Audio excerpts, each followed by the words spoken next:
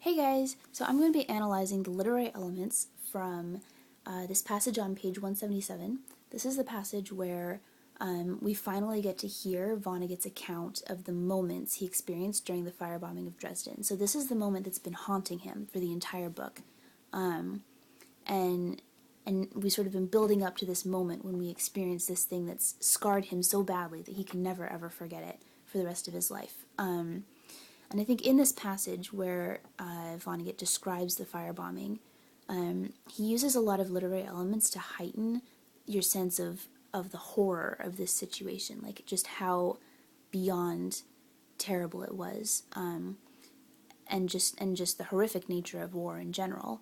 But you know, as is very characteristic of Vonnegut, he's also going to contrast that with some sort of odd notes of comfort and safety, which seem completely out of place.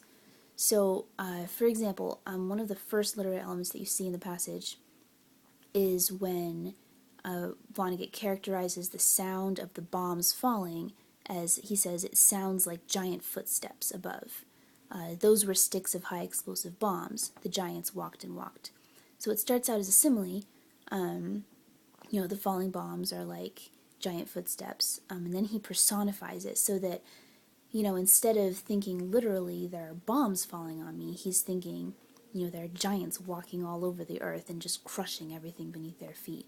So in one sense, I think that heightens the horror of it, but in another sense, it kind of removes you from it a little bit because it makes it seem like it's this fantasy situation going on up there, like it's not something completely real.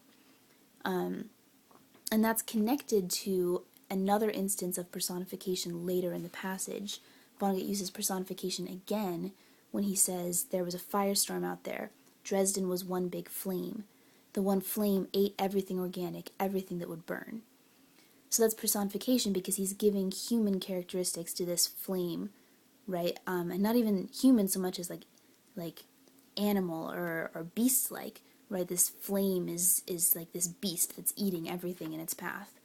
And I think that, like the personification with the giants, it's a terrifying image, right? That there's this flame that can't be stopped. But it's also kind of a fantastic one, right? Like what happened to Dresden was, in real life, it was done by humans, right, who are dropping these bombs. But he's almost made it seem like it's this force that can't be stopped. Again, you have another image. The sun was an angry little pinhead, okay, which is also a metaphor. And I think, again, we have this kind of elemental image of like the sun is just up there, blazing down on everything. And you've got more personification there too with the word angry. And so it's almost like everything has come to life except for humans. He says nothing about the humans that were dropping the bombs, and instead we've got the flames and the bombs themselves and the sun have all come to life in this sort of horrible fantasy land of destruction. But the odd thing is that contrasts with some of the notes of safety. So if you look at the diction in the passage, you've got a few words that stand out at the beginning, right? There's the ones that you expect with the connotations of death and danger, like high explosive bombs, or carcasses, or destroyed, killed, right? But then we also have words like safe shelter, okay? Safe shelter is where they are, right? They're sitting there completely safe, completely cut off from everything else. And then when he says the rest of the guards had, before the raid began, gone to the comforts of their own homes in Dresden, they were all being killed with their families. In that one sentence you have comfort, home, and families, which all three have connotations of happiness, safety, family. And then I think that Vonnegut just puts those in there to heighten the contrast between these soldiers are going home to their families, but they're all being slaughtered with their families. So it just makes it all seem worse.